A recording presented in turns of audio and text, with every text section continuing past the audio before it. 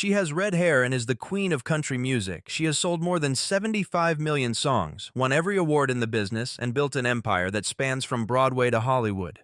Reba McEntire had a beautiful smile and wore glittery dresses, but she had scars that no one saw. Since she is 70 years old, she doesn't need to protect the image that Nashville wanted. She is ready to name the 5 men who hurt her the most, men she used to trust and who thought she would never speak up again. For decades, she hid her anger behind love songs and sad songs about broken hearts. The truth is now heavier than the music, and the quiet is like a prison. Reba says it's not to get back at someone or spread rumors, to stay alive. See why these 5 guys hurt Reba McEntire so much and how they helped her become the legendary woman she is today. Reba Nell McEntire was born in McAlester, Oklahoma on March 28, 1955. She grew up in Chalky, a small town. Ranch life, hard work, rodeos, and the kind of grit that can only be found on the Oklahoma plains shaped her youth. People loved and feared her father, Clark McEntire, who was a 3-time world champion steer roper. He was proud like a cowboy and had the firm grip of a father figure who rarely let go. Reba used music to get away from that bad world. On long rides to rodeos, she sang in the car with her brothers and they would harmonize. Even back then, her voice stood out. Her mother, Jacqueline, saw how talented she was and pushed her to do better. But there was a first betrayal in her simple, close-knit life. It wasn't in Nashville or Hollywood, it was in her own group. Reba has talked a lot about how her tough dad shaped her, but it wasn't until much later that she admitted how badly his rude words hurt her. He never really liked her songs. Lots of times he told her that singing wasn't a real job and was saint, or boss could have. Deep down, she hated that he never told her she was beautiful. But she kept that anger inside, even as everyone started to see her as having one of the best sounds in country music. As Reba McEntire put together her list, the first man wasn't a cheating partner or a shady investor. Clark McEntire, her father, taught her that hate and love can exist together, and that the deepest hurts don't always come from strangers, but from the people we want to please the most. In the mid-1970s, when Reba first came to Nashville, it was a confusing place full of shady deals, smoky bars, and people who controlled every way to fame. A young woman from Oklahoma who was polite but stubborn saw the business world as a storm ready to happen. Men often gave her cold looks because they thought country music should stay a man's game. Her singing was undeniable, though. She got her first record deal in, but the machine that was supposed to help her rise almost buried her. She was told what songs to sing, how to dress, and even how to smile. They didn't see her as an artist, they saw her as a product, another voice they could load into the Nashville factory. One of those executives was a man whose name Reba doesn't say very often, but whose power almost got her into trouble. He told her she shouldn't try to make ballads and songs with stories because they were too risky. Bland songs that never sounded like her real voice, that she was just another small-town girl who could be switched out if she didn't follow the rules. He made that clear. Reba hated him for what he said and what he stood for, the cockiness of a business built by men who never thought a woman could run it. She would talk about how helpless she felt in those early years when she was bound by contracts and men laughed at her when she tried to stand up for herself. They wanted her to be quiet. But pretty and good. That wasn't Reba, though. In the late 1970s and early 1980s, she started to push harder, recording songs that sounded good with her singing even when executives told her not to. That's not all Reba felt when her 1984 record, My Kind of Country, became a big hit. It was a war cry against all the men who told her she wasn't good enough, and all the executives who told her to stay in her own little world. They were wrong about her because she had platinum songs, tours that sold out, and a voice that wouldn't be shut down. People in power who tried to crush her spirit became like the man who thought less of her. She told no one how much she hated that time in secret. It hurt her so much to know that someone who had a lot of power over her future wanted her to fail. But her anger turned into a shield. It made her take charge of her career and become one of the first female country stars to really run her own show. She became famous not only as a singer, but also as a businessman who could beat the Nashville machine and stay in business longer. Over time, she did more than just beat the men who tried to rule her. She put them in their place at the top. But she would never forget his face, what he said, or how he waved her off.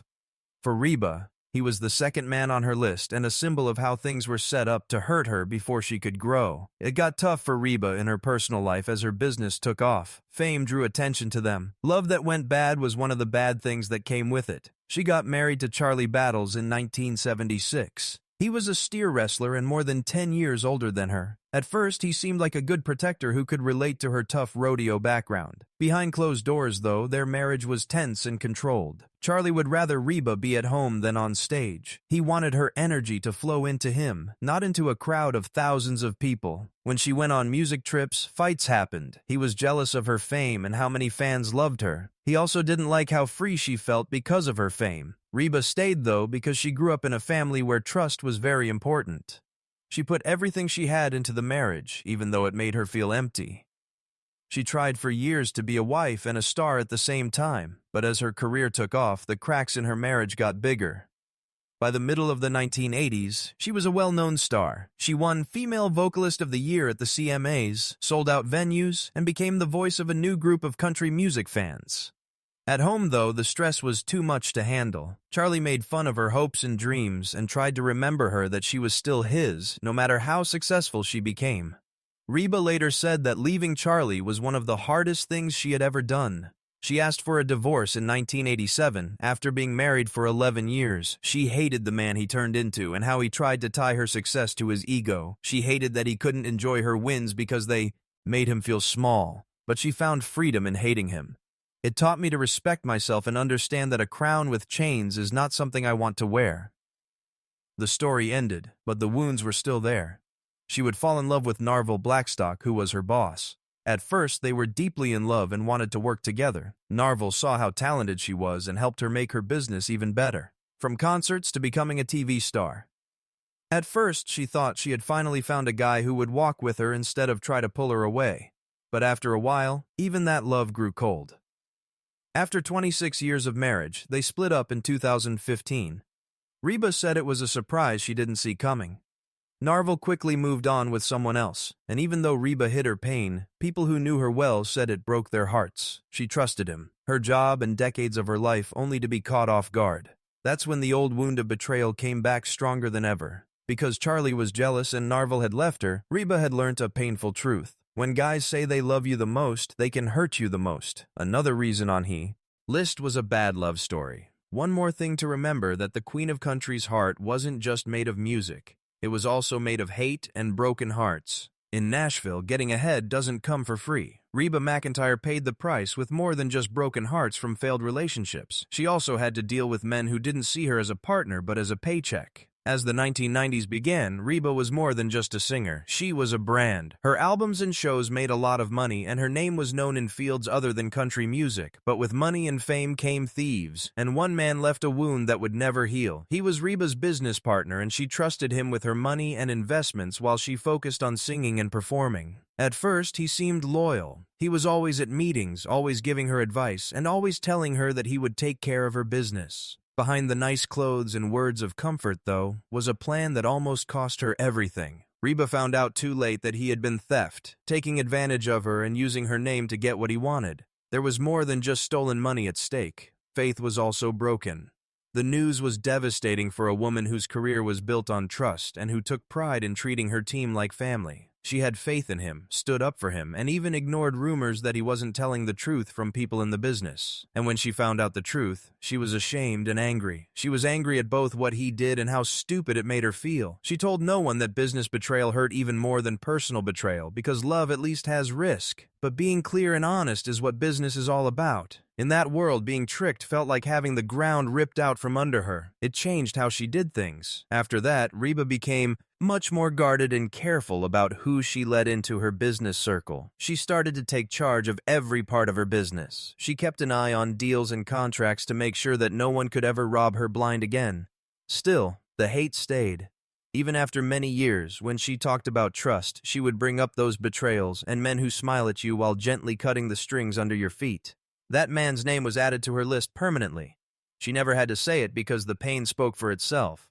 That man was a warning that fame brings out the bad in people, and that the worst cuts don't always happen in the heart, but on the soul of your work. That anger turned into armor for Reba.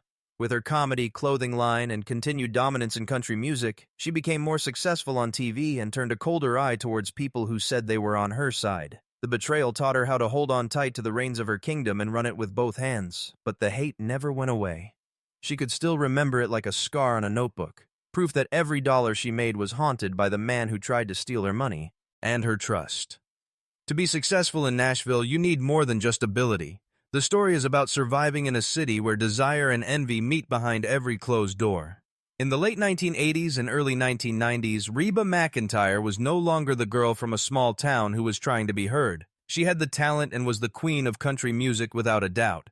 Her albums were #1 on the charts, her shows were packed, and it stopped being a surprise when she showed up at the Country Music Association Awards. But because she was strong, someone set their sights on her back. And there were guys who watched her rise, who didn't cheer for her wins but were angry about them. One of them stood for the unhealthy relationships that Nashville fed in a quiet way. He was also a singer and was loved and admired on his own, but he was jealous of Reba's success behind closed doors. He would whisper to reporters about her, put down her art behind closed doors, and treat her like she was just a picture put together by smart marketing. If he smiled at her face, she would know about the rumors, cold comments, and jokes that were made about her. There were years when she hid her anger by being professional. She hated the lie, though, deep down. She didn't like how he treated her. He made her feel like an outsider in his world, and like her success was less her fault because she was a woman. Even though they never went to war, his words hurt her deeply, especially since they were said when she was sad and open to being hurt.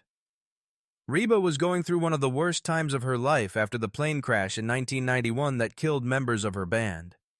Instead of helping her, he made fun of her strength and asked her if she could keep up the same level of performance without the team that had helped her sound. Reba saw was as more than just a competition. That was mean. She didn't like how he used disaster to spread rumors about her and tried to make her look weaker and ready to be replaced. She always did that, though. She turned that hate into fire. She didn't fall, she got stronger, putting out albums that pushed her as an artist even further, with songs that got to the heart of pain and surviving. She showed him and everyone else in the business that her power came from a place that no one else could reach. She would look back on those days years later and say that conflicts were bound to happen. But this one man made it easy for her to remember him, because he didn't just hurt her at work, it was also personal. He made her think of all the men who had failed to believe in her, ignored her, or tried to push her away. She never said his name in public, but he was always on her private list of the guys she hated the most. An ever-present warning that even though the city was built on songs about love and heartbreak, the songs that were really being played behind closed doors were often ones of envy and cruelty. His life was split into a before and an after on March 16, 1991. After a show that night in San Diego, two